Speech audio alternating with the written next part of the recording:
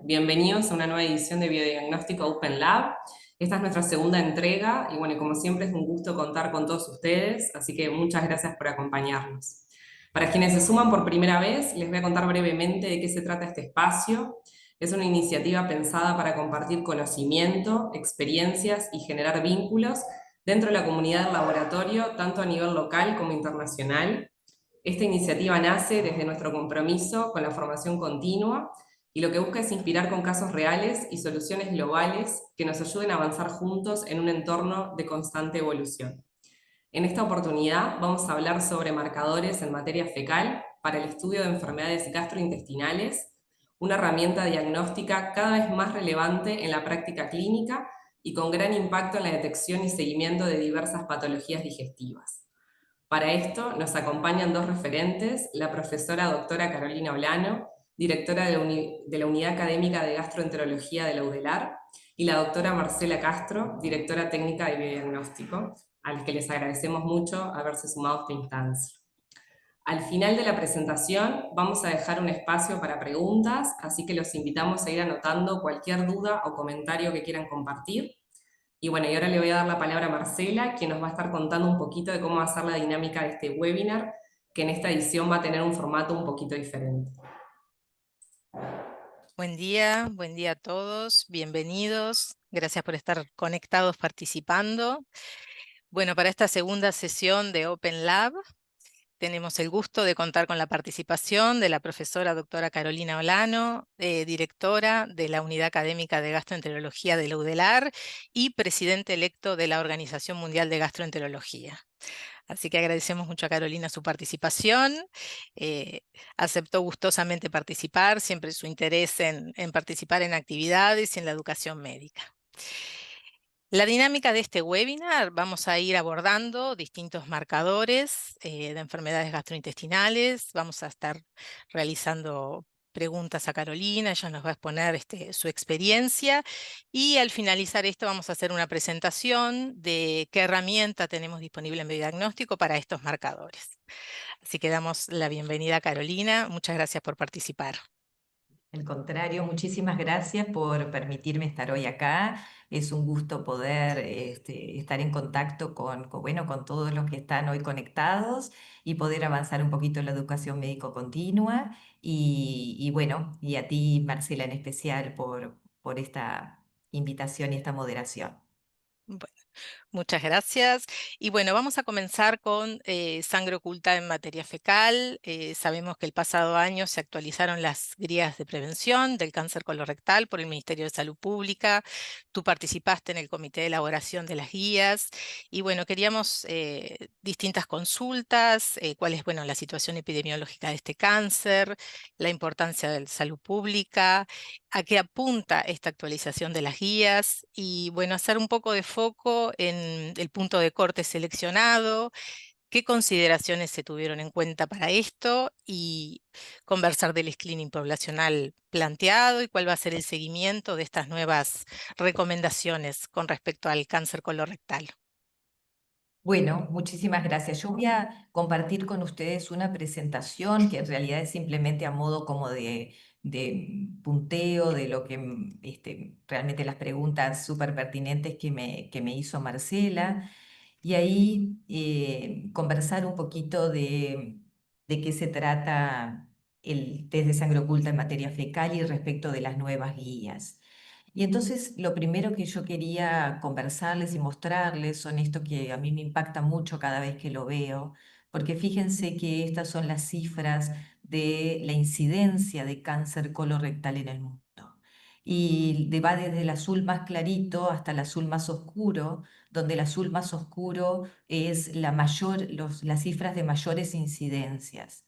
Y fíjense que estamos ahí en eso, somos desgraciadamente campeones mundiales de cáncer colorectal junto a otros países que son desarrollados, o sea que nosotros estamos como una isla en América dentro de las incidencias más altas de cáncer colorectal.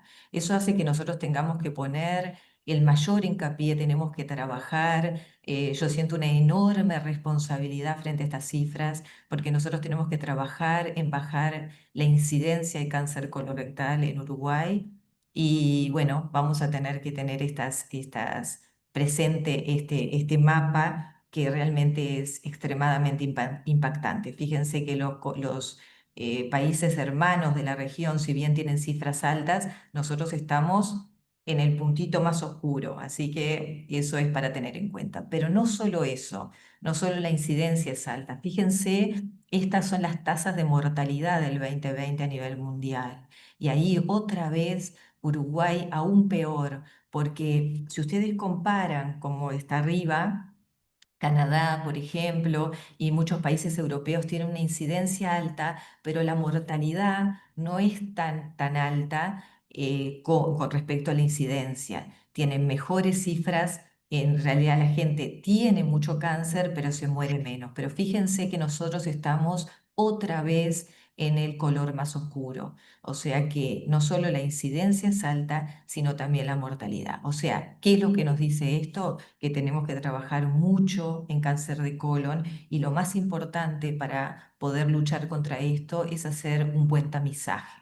Tamizaje, screening, que son dos palabras sinónimas, son sinónimos, pero screening es en inglés y tamizaje sería lo correcto de la palabra en español.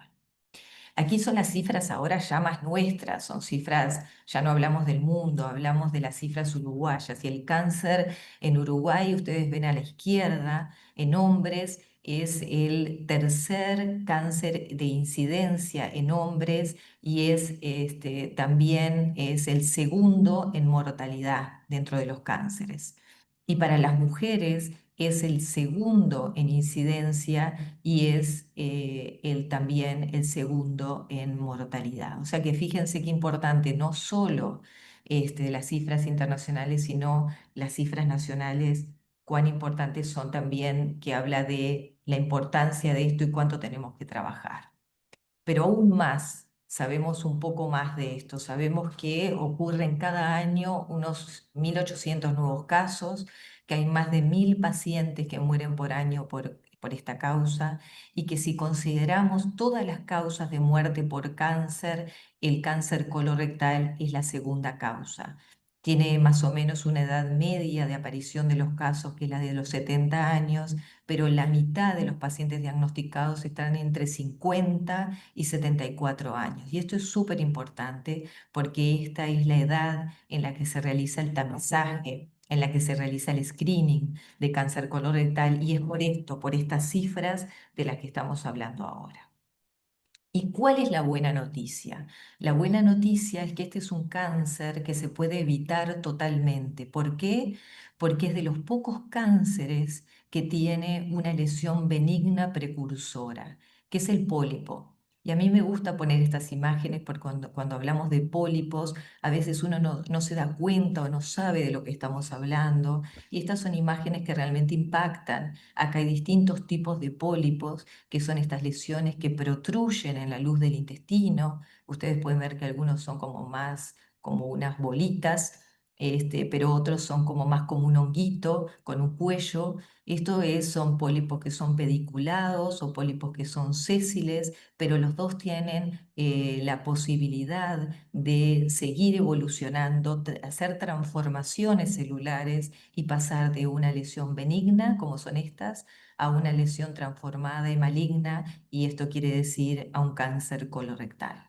O sea que de los cánceres conocidos, el cuello de útero, que también tiene una lesión benigna precursora, y el cáncer colorectal son los que nosotros podemos actuar sobre esta lesión precursora y es la que nosotros vamos a detectar con el tamizaje de sangre oculta en materia fecal. O sea que fíjense qué importante es poder hacer tamizaje de estas lesiones precursoras.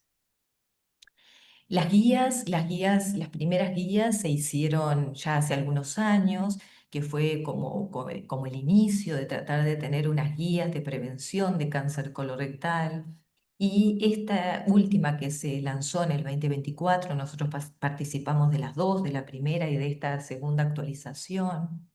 Estas guías tienen como objetivo realmente hacer recomendaciones actualizadas para el tamizaje, la detección precoz y el diagnóstico oportuno de cáncer colorectal. La diferencia entre tamizaje y detección precoz es que en el tamizaje nosotros lo que hacemos es buscar no solo las lesiones, el tumor, sino las lesiones precursoras, y también cuando hacemos la detección precoz es cuando ya queremos encontrar los tumores, pero en etapa curable, en etapa que no tengan las cifras de mortalidad que hablábamos al inicio. Estas guías incluyen recomendaciones para el manejo de los resultados de tamizaje y para el seguimiento de los pólipos. En la anterior eso no estaba incluido, pero estas guías no incluyen el tratamiento de cáncer colorectal porque en realidad están focalizadas más al tamizaje y a la detección precoz del cáncer. Lo importante es saber que cuando nosotros hacemos estas guías, están muy focalizadas en lo que nosotros llamamos pacientes de riesgo promedio. Y acá les quería mostrar cómo es que nosotros categorizamos a los pacientes en distintas categorías de riesgo para el cáncer colorectal. El riesgo promedio son aquellas personas que tienen, y fíjense que digo personas y no pacientes. ¿Por qué? Porque son personas que a priori no tienen ninguna enfermedad. Son usuarios del sistema de salud, pero que no son pacientes porque a priori no tienen ninguna enfermedad, que son mayores de 50 años, sin antecedentes de haber tenido un pólipo adenoma, es el nombre del tipo de pólipo, o haber tenido un cáncer colorectal, que no tienen antecedentes familiares de ningún familiar de primer grado con cáncer colorectal y no tienen historia de enfermedad inflamatoria intestinal o de otras enfermedades que son precursoras del cáncer. O sea que estas es el grupo de personas en las que está más focalizada el tamizaje. Son personas que están en su casa, en estado de salud, sin antecedentes de haber tenido ninguna patología colónica ni en la familia, y por lo tanto son las que nosotros tenemos que ir a buscar, porque lo que sabemos es que entre un pólipo benigno y la formación del cáncer puede ser completamente asintomático. Esas lesiones, los pólipos que vimos en las imágenes, son asintomáticos, no tienen síntomas y pueden pasar años siendo asintomáticos hasta que van creciendo y transformándose en el tumor y después debutan con los síntomas del tumor. O sea que lo que tenemos que buscar es a las personas asintomáticas mayores de 50 años que no tienen enfermedades precursoras o que a priori la gente no sabe que tienen ni adenomas o no han tenido en la familia. Y después hay dos grupos que son de distinto riesgo, de riesgo incrementado o de riesgo alto, que ya son personas que han tenido un pólipo o han tenido ya un cáncer colorectal y están en seguimiento, o tienen un familiar de primer grado que ha tenido un tumor de colon, un cáncer de colon, o en el riesgo alto son personas, en este caso ya pacientes, que tienen algún síndrome hereditario, como las poliposis hereditarias, o una enfermedad inflamatoria intestinal, que tienen un riesgo más elevado de tener un tumor. Estos dos, el amarillo y el rojo, son personas, pacientes, que el tamizaje se va a hacer directamente con colonoscopía, porque ya tienen lesiones o porque tienen antecedentes o porque tienen enfermedades predisponentes. Sin embargo, el tamizaje, el screening de cáncer colorectal en pacientes de riesgo promedio, que es la mayoría de la población, el 90% de la población va a estar más en este riesgo promedio, se va a hacer mediante el test de sangre oculta en materia fecal. Y aquí están las recomendaciones de la guía, ¿no? Entonces, aquí hablamos, como dijimos, de las recomendaciones de cáncer colorectal en población de riesgo promedio, o sea, sin antecedentes personales ni familiares de adenomas o lesiones polipoideas o cáncer colorectal. Y para que vean cómo no entraba en una sola hoja, está distribuida como en dos hojas, pero aquí vemos la primera parte, se hace el test de sangre oculta en materia fecal, que está recomendado hacer cada 2 años, ahora lo vamos a ver, y lo vamos a hacer en personas que tengan entre 50 y 74 años. Hubo mucha discusión cuál era la edad de comienzo que deberíamos promocionar o que debemos fijar para el inicio, porque cada vez estamos viendo cáncer colorectal en pacientes, en personas más jóvenes, pero las guías han recomendado que empezar a los 50 años sería lo costo beneficioso, lo que logramos disminuir las cifras de pólipos y de cáncer, y teniendo un beneficio económico también, porque esto es una inversión económica para el país, el poder hacer test de sangre oculta en todos los pacientes. Por lo tanto, las guías recomiendan que entre 50 y 74 años sería lo ideal para poder hacer el tamizaje.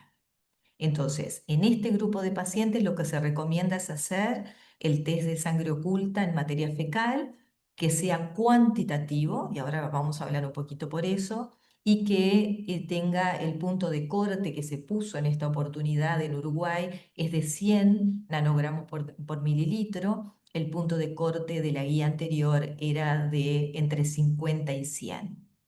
Y en aquellos que tienen un resultado negativo del test de sangre oculta en materia fecal, se tendrían que hacer un nuevo test de sangre oculta cuantitativo en 2 años. Y así seguirían mientras que su test de sangre oculta sea negativo.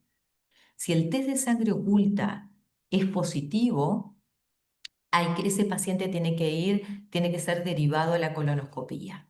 ¿Ah? Y ahí, si se hace una colonoscopía y no se encuentran alteraciones, se debe repetir la colonoscopía en 10 años. Pero para que vean, ese paciente, una vez que entra en el carril del control con colonoscopía, no vuelve a realizarse test de sangre oculta en la evolución. Ya sigue controlándose solo con colonoscopía. Los que siguen realizándose test de sangre oculta a lo largo de su vida son aquellos que siguen dando negativos. Entonces, el test de sangre oculta nos va a llevar a que si la colonoscopía de ese paciente es normal y está bien preparado, quiere decir que su colon está bien limpio, debería repetírselo en 10 años según nuestras guías. Si tiene una preparación inadecuada, tiene que repetir esa colonoscopía al año, porque con materia no podemos, puede que queden algunas lesiones que pasen desapercibidas. Y finalmente, cuando tenemos hallazgos anormales, pólipos o tumores o lo que sea, obviamente que tiene que derivarse al especialista correspondiente o retirar las lesiones o extirparlas.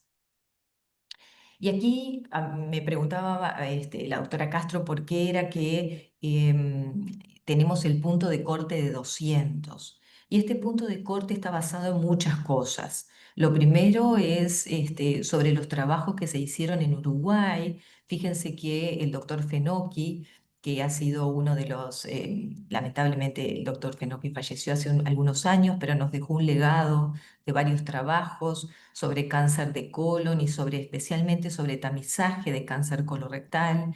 Y este es uno de los trabajos que él hizo en población uruguaya, que es muy valioso para nosotros, porque él correlacionó el tamaño de las lesiones y las características de las lesiones respecto de el nivel, el número, la cifra que tenía el test de sangre oculta en materia fecal.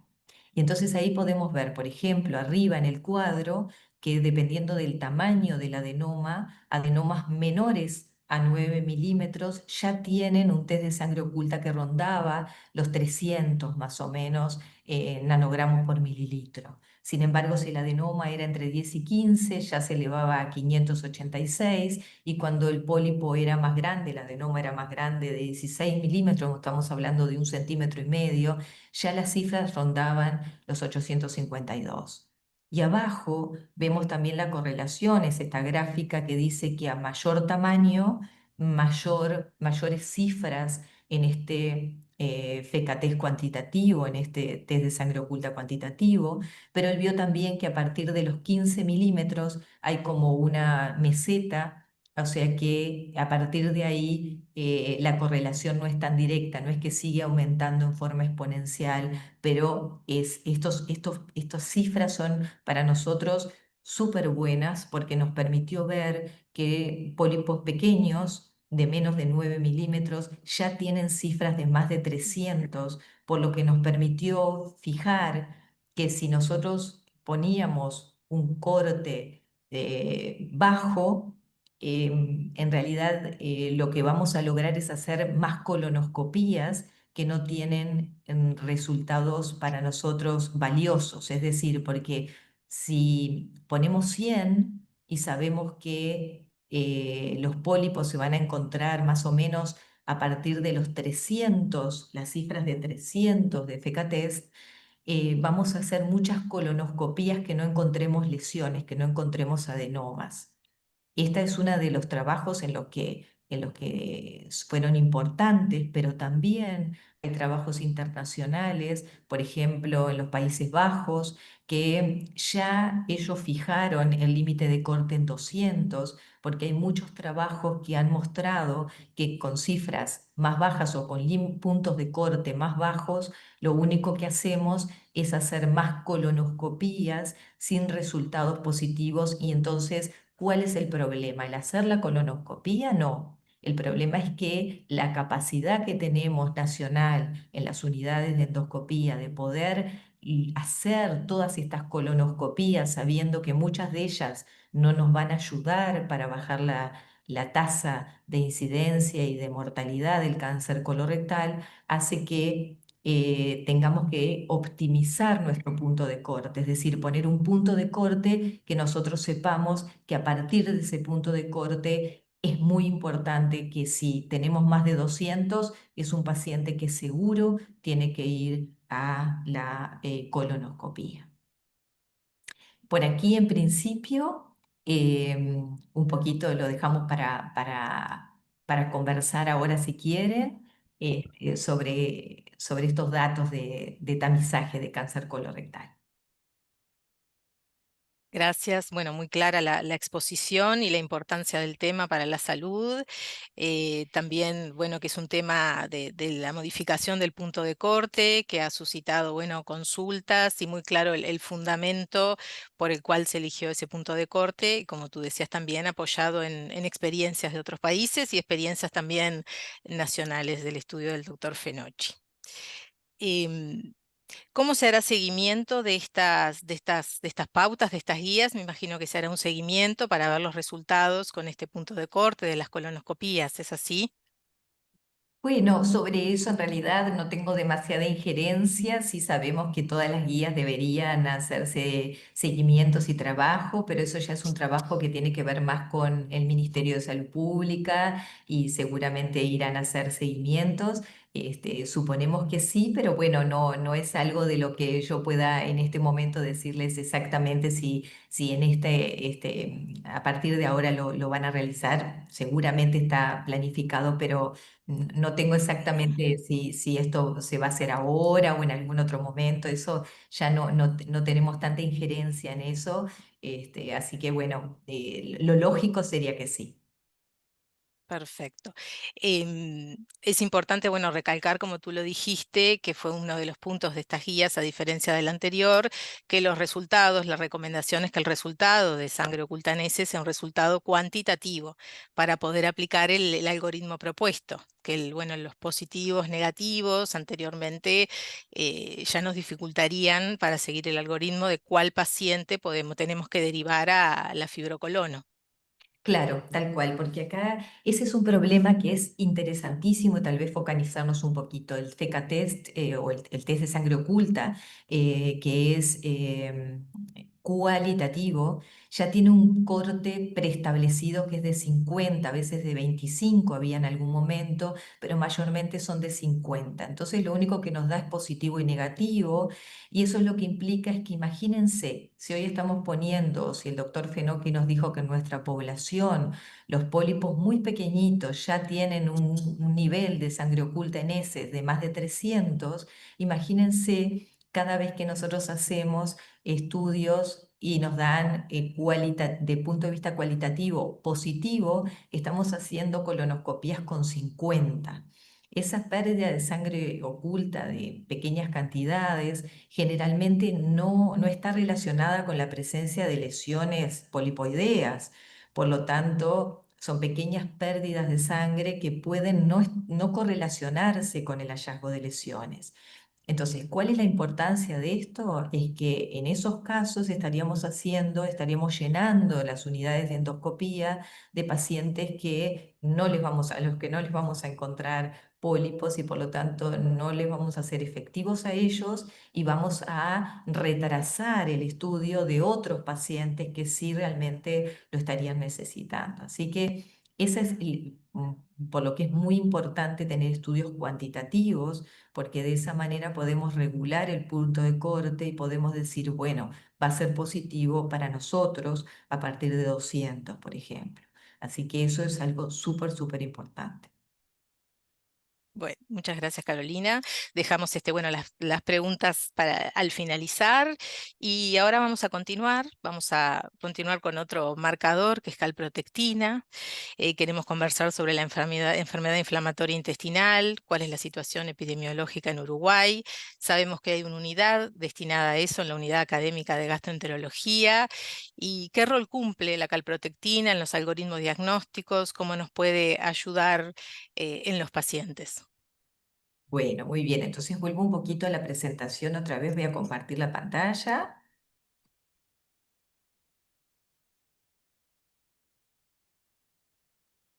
Ahí está. Entonces, sobre la calprotectina que me preguntabas, fundamentalmente la calprotectina, su uso más, ahí está, su uso o la relacionamos mucho más en el uso referido a la enfermedad inflamatoria intestinal. La enfermedad inflamatoria intestinal es un nombre global que incluye dos enfermedades importantes, que es la colitis ulcerosa y la enfermedad de Crohn.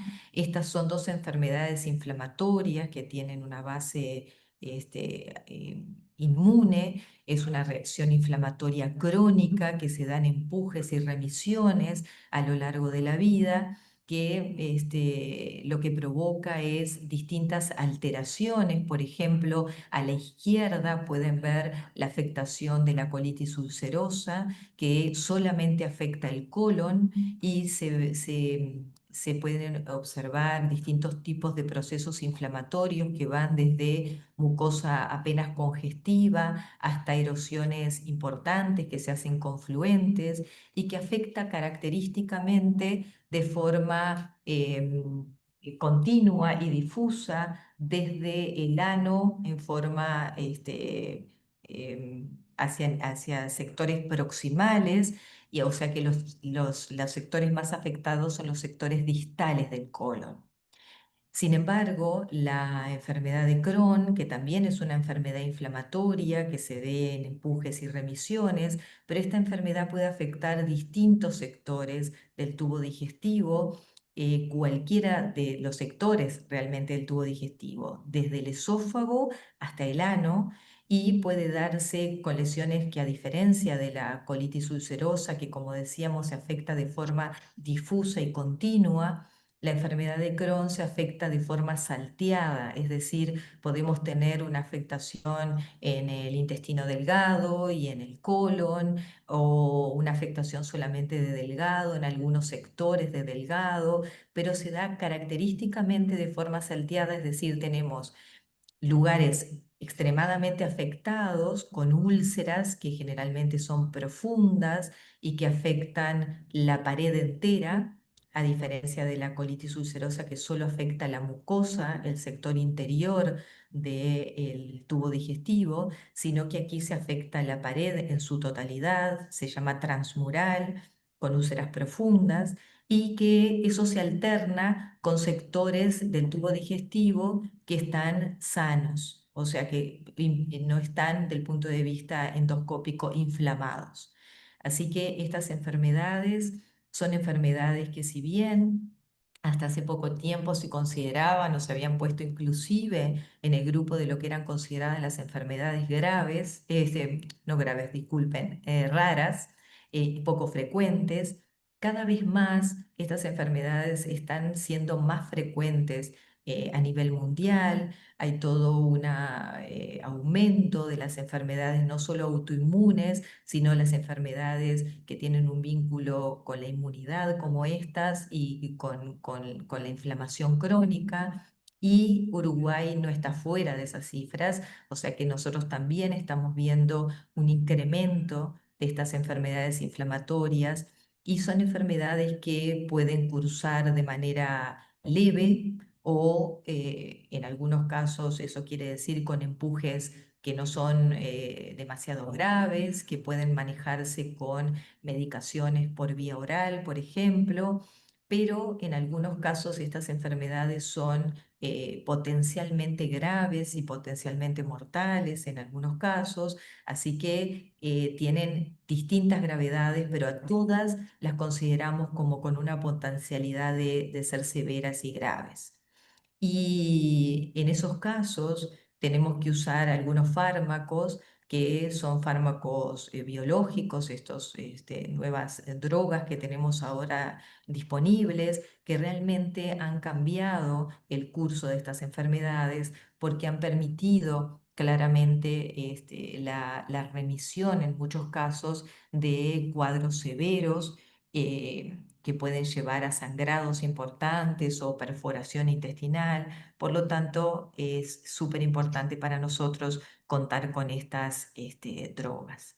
Estos pacientes son pacientes que son sometidos, imagínense, a estudios endoscópicos en múltiples oportunidades. Por lo tanto, la calprotectina fecal para nosotros es una herramienta muy importante porque es un marcador indirecto de inflamación intestinal. Es un marcador que nos permite, por ejemplo, que nosotros podemos medir y hacer una calprotectina y dependiendo del valor podemos decir este paciente tiene un proceso inflamatorio y eso nos permite, cuando hacemos los tratamientos, poder evaluar la evolución, no solo del punto de vista clínico, que a veces es más difícil porque son pacientes que tienen sangrado intestinal, por ejemplo, entonces si tienen más o menos sangrado es más difícil evaluar la cuantía, pero la calprotectina nos permite una medida indirecta de cómo ese proceso inflamatorio está disminuyendo, manteniéndose o aumentando. Así que es algo súper, súper importante y que evita la realización de colonoscopías de forma demasiado frecuente, con lo que eso implica, y también porque en algunos casos es muy riesgoso hacer colonoscopía, en estos casos con úlceras tan profundas, por el riesgo de dañar también al paciente por el uso de la colonoscopía si no es necesario. Así que esa es como la primera importancia de la calprotectina fecal para el seguimiento de pacientes con enfermedad inflamatoria. De hecho, ustedes saben que estos medicamentos biológicos son entregados en Uruguay a través del Fondo Nacional de Recursos y la calprotectina fecal es uno de los estudios necesarios para que el fondo vuelva a autorizar la nueva dosis. Siempre solicita tener una calprotectina fecal que diga que realmente el proceso inflamatorio, cómo está, cómo es el seguimiento de ese proceso inflamatorio en los pacientes que requieren esta medicación.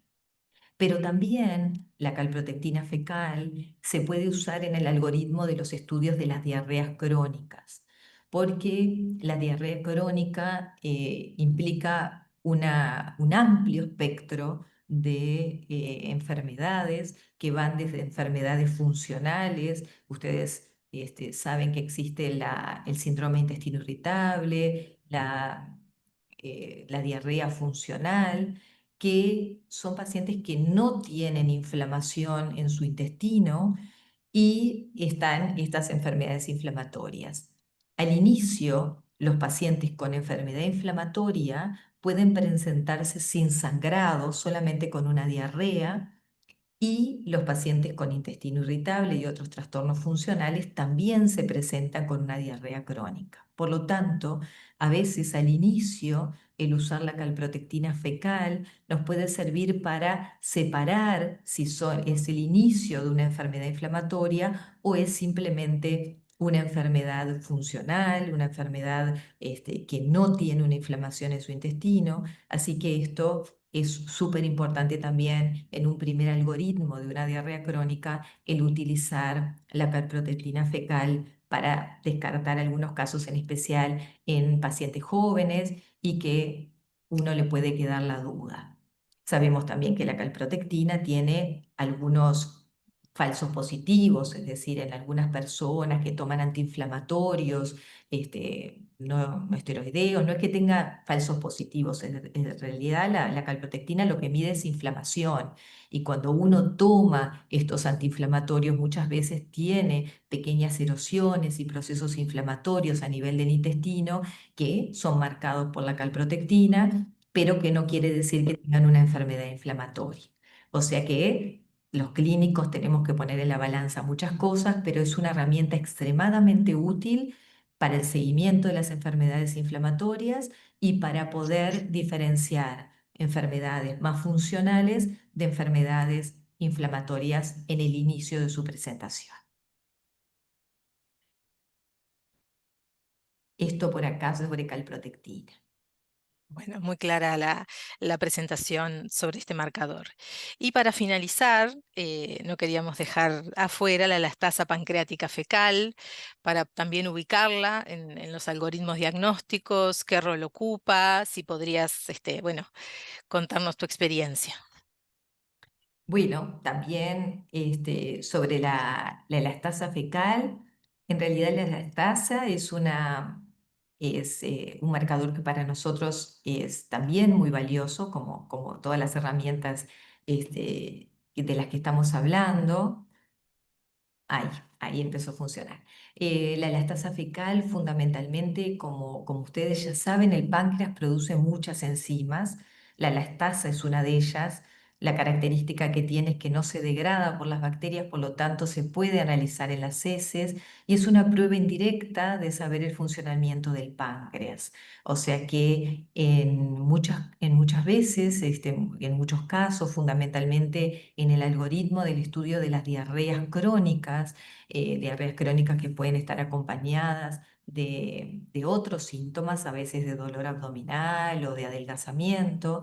Lo que nosotros necesitamos buscar es si realmente el paciente tiene ese cuadro de diarrea con o sin el acompañamiento de los otros síntomas debido a una insuficiencia pancreática.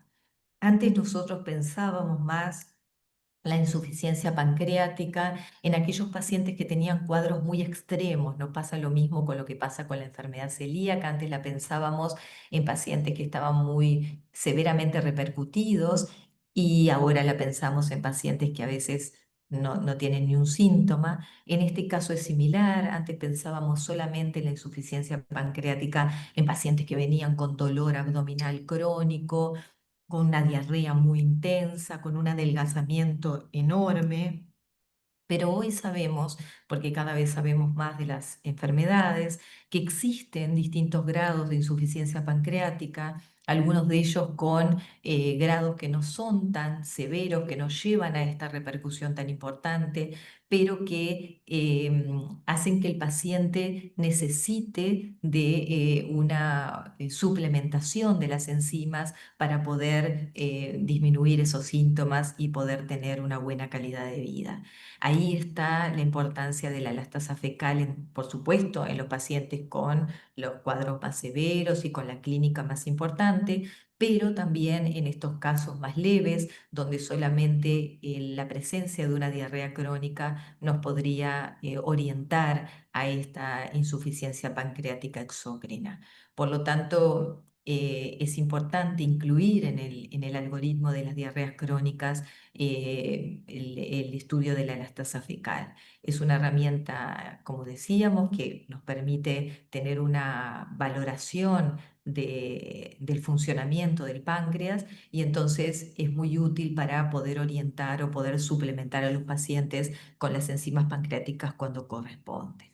Y hay algunos trabajos y varias algoritmos que han planteado y como pueden ver ahí, este sería el manejo más que nada de aquellos pacientes que tienen una elastasa fecal disminuida, porque realmente es en esos casos donde tenemos que pensar en el que el paciente tiene una insuficiencia pancreática. Y en esos casos, bueno, es como seguimos, pero fíjense que el primer estudio para discriminar esto es que el paciente tenga una elastasa fecal disminuida, o sea que está como en la base de cualquier análisis de sospecha de insuficiencia pancreática.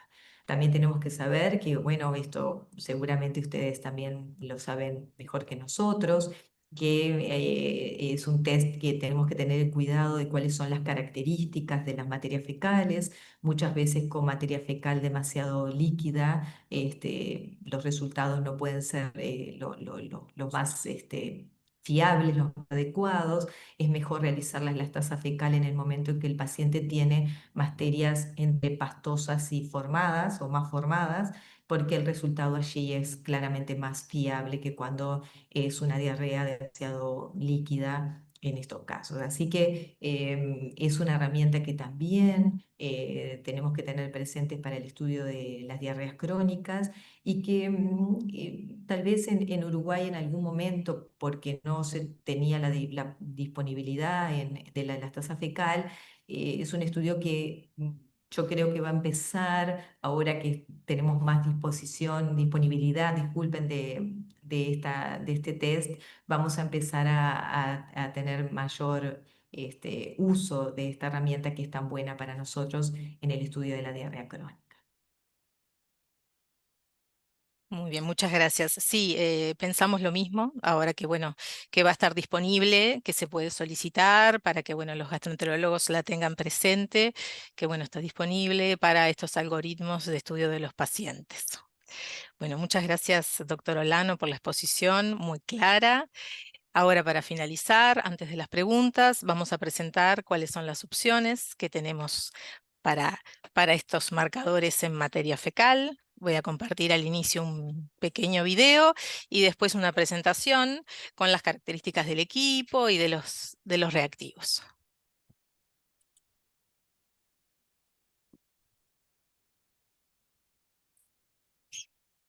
Ah, ya.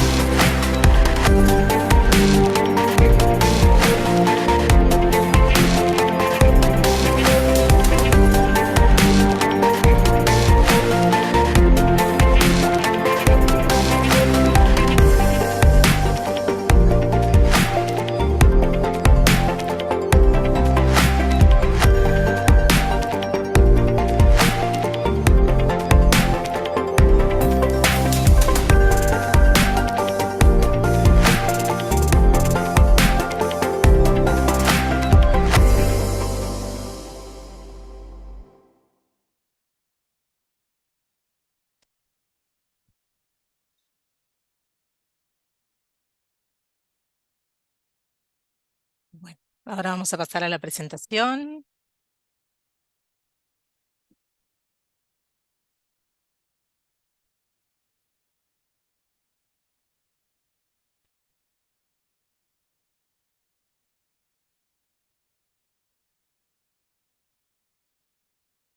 Muy bien. Bueno, vamos a comenzar. Bueno, dentro del diagnóstico de enfermedades gastrointestinales sabemos que hay muchísimas herramientas, no vamos a entrar en detalle, estudios imagenológicos, endoscópicos, biopsia, distintos análisis de sangre. Nos vamos a centralizar en el estudio de la materia fecal, como bien la doctora Olano nos explicó el rol que cumplen en distintos diagnósticos o protocolos de screening. ¿Cuáles son las ventajas de este tipo de prueba? Es una prueba, perdón. Es una prueba no invasiva, son pruebas asequibles que pueden estar disponibles en el laboratorio, no requieren un laboratorio de gran complejidad. Podemos tener cuantificación de marcadores que nos ayuden en la toma de decisiones clínicas y también en la detección precoz y un tratamiento oportuno.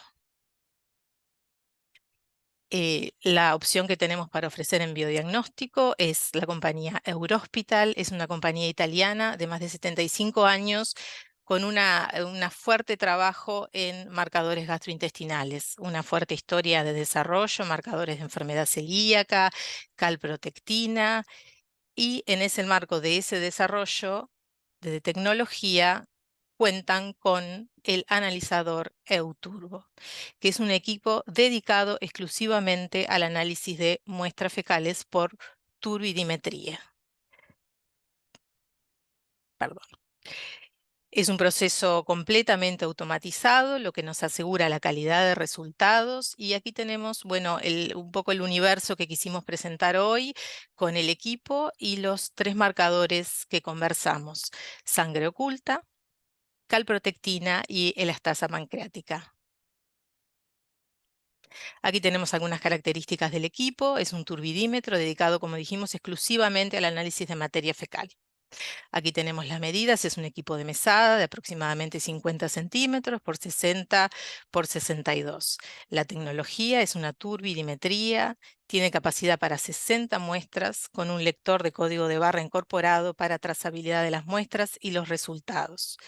Cuenta con una bandeja de reactivos y también de calibradores y controles refrigerada para una mayor estabilidad de los mismos. Cuenta con 80 cubetas de reacción. La estabilidad de las calibraciones de las distintas técnicas es de 30 días. El primer resultado es a los 10 minutos, llegando a un informe de 125 pruebas por hora. La puesta en marcha se puede programar automáticamente con mínimas intervenciones del operador en mantenimiento y cuenta con conexión bidireccional al LIS. Este sería el equipamiento completo, el equipo que lleva una PC con un software dedicado para procesamiento de las muestras, ver los resultados, transmisión al LIS, los dispositivos preanalíticos, que después vamos a ver en detalle, el reactivo, que está listo para su uso, todo el material y cuenta con los calibradores y controles incluidos. Y material adicional que tenemos en la parte inferior: líquido de sistema, solución de limpieza y soluciones de mantenimiento mensual. Estas serían las necesidades completas del analizador.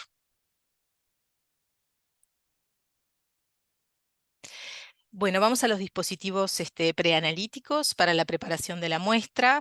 La línea se llama EasyCal, son dispositivos desechables para la preparación y conservación de las muestras de materia fecal. Contamos con una variante de dispositivo para cada una de las técnicas. Bueno, y luego le vamos a contar al finalizar las novedades en este punto. ¿Cuáles son las ventajas de este dispositivo? Estandarizamos el muestreo para una mayor reproducibilidad de los resultados. Está listo para su uso con la solución de buffer precargada, los mililitros necesarios. El protocolo contempla muestras fecales también de consistencia líquida. Tiene una varilla de recogida que tiene unas ranuras para una mejor toma de la muestra y de una suficiente extensión para asegurar la seguridad del usuario. Y este dispositivo se va a cargar directamente tanto en las centrífugas como en el analizador una vez preparada la muestra. Aquí vemos lo que mencionamos, la varilla de recolección con sus ranuras para asegurar la correcta toma de cantidad de muestra necesaria, con un largo suficiente para asegurar la seguridad, y vamos a ver un poco el sistema de tapones, que son 2 tapones que giran en sentido horario y antihorario para acceder a la varilla y para retirar posteriormente toda la varilla para el proceso de centrifugación de la muestra. Aquí tenemos las características. En este ejemplo es el dispositivo relacionado a materia fecal, perdón, a sangre oculta en heces. ¿Cuánto es la toma en cantidad de gramos? Y el desvío estándar de la toma aproximadamente.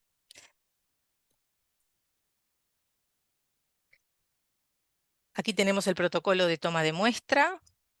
Vamos a girar repetidamente la varilla en la muestra de heces para asegurar una muestra representativa. Para muestras fecales líquidas, el protocolo del fabricante indica pipetear 24 microlitros de heces. Insertamos la varilla en la solución de extracción. El tapón, la parte azul, es un embudo que lo que va a hacer, que es el exceso de materia, va a quedar retenido ahí para ingresar la cantidad de materia necesaria. Luego de esto vamos a vortexear durante 30 a 60 segundos para retirar la mayor cantidad de materia de la varilla.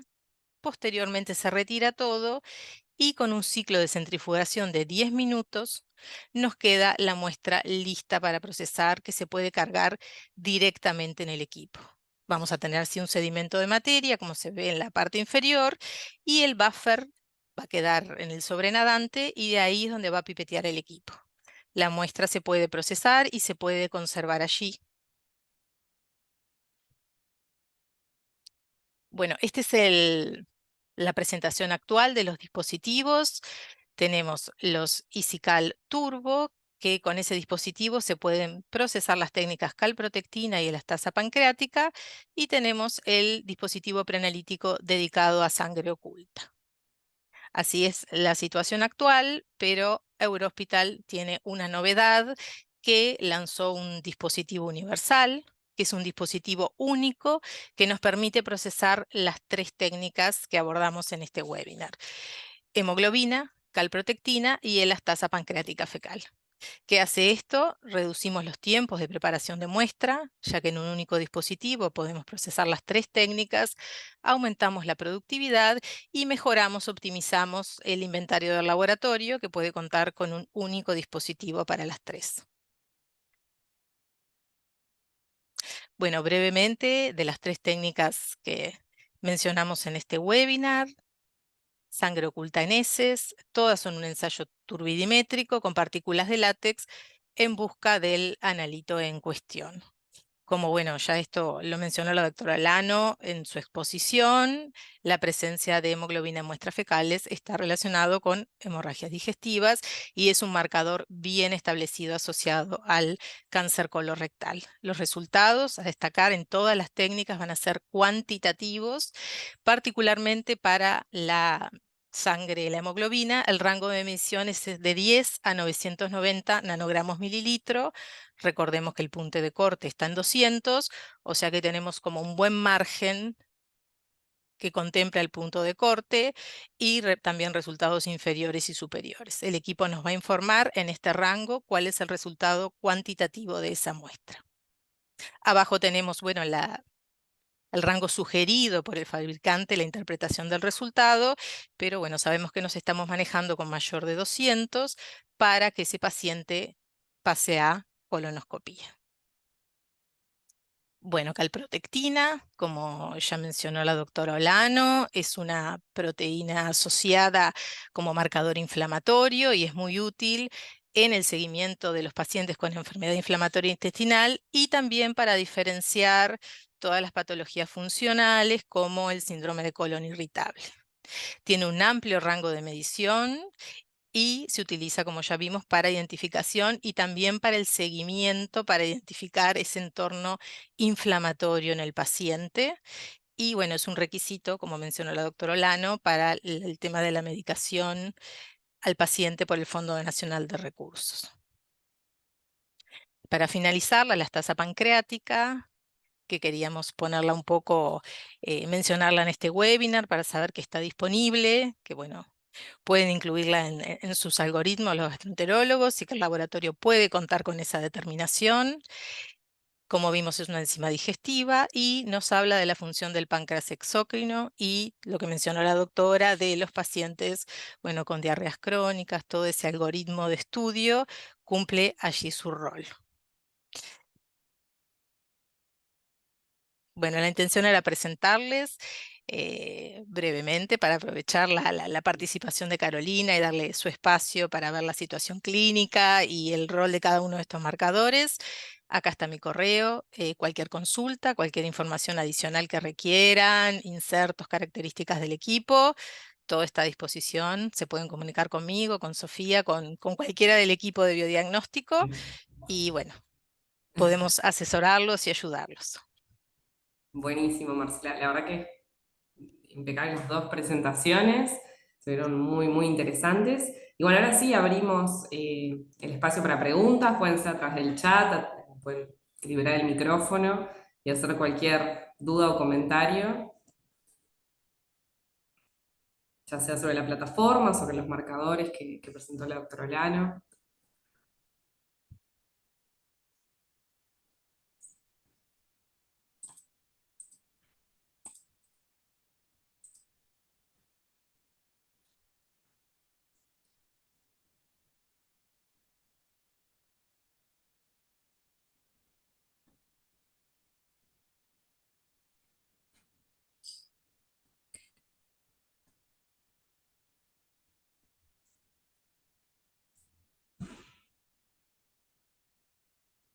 Creo que no. Parece que hay No, bastante timidez en la audiencia. Sí. Ahí llegó un comentario de Gabriela Ortiz Ortiz. de 33. Gracias, Gabriela, por acompañarnos. Sí, muchas gracias.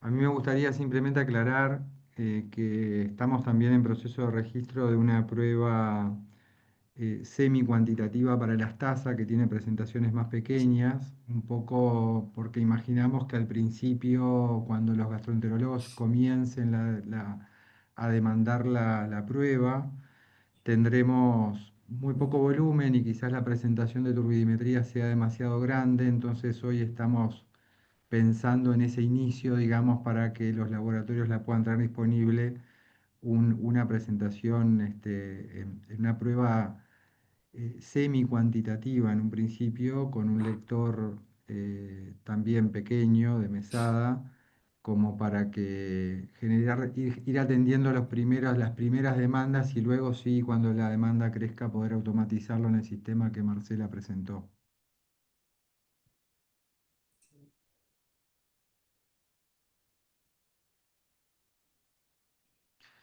Y bueno, agradecer a Carolina Olano, la profesora que siempre está muy dispuesta a compartir con nosotros. La verdad es un placer escucharla y uno aprende muchísimo en Muchísimo. este tipo de eventos.